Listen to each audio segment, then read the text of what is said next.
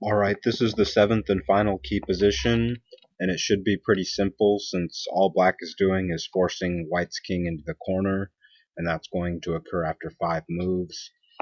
The other key positions before this kind of had dual ideas of both keeping white's king entombed in the corner and also making sure that there's no stalemate ideas, but this is pretty simple and straightforward. Black is just trying to force white's king into the corner.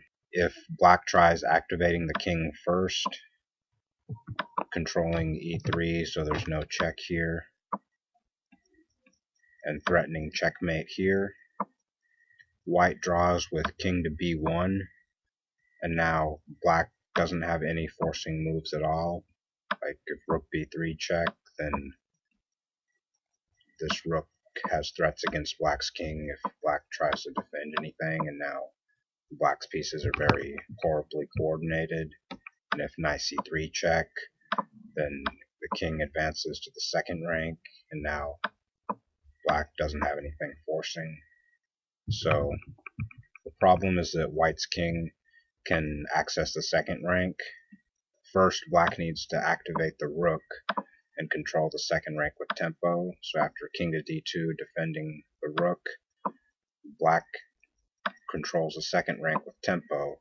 And now it's very important to note that the placement of this rook is what causes white's king to stay entombed here.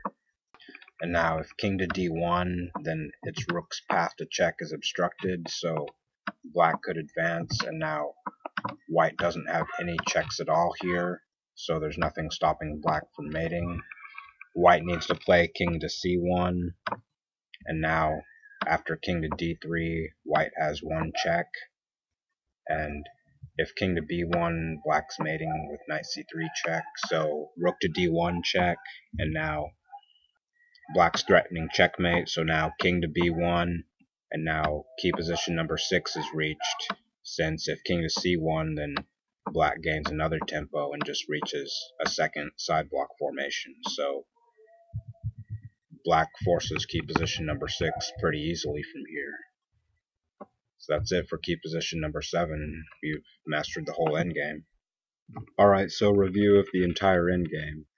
First, black activates the rook with tempo, controlling the second rank. White makes sure that the rook is going to have a check after this. And now key position number 6 is forced. And now the rook retreats. And before white's rook retreats, it needs to dislodge black's king from its aggressive post. And black needs to continue to relieve more stalemate tension. Now threatening king b3. Black stops king b3, and then the knight comes with tempo, and black stalemates white. White continues to check until black's king hides, then attacks the rook.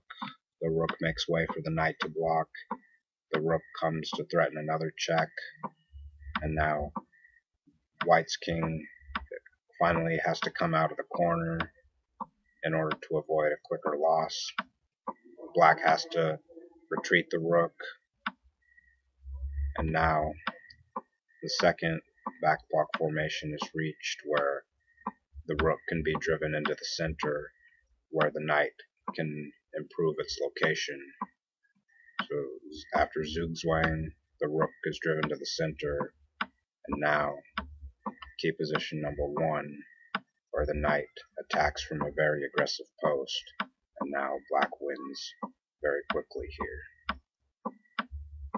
Discovered check and mate.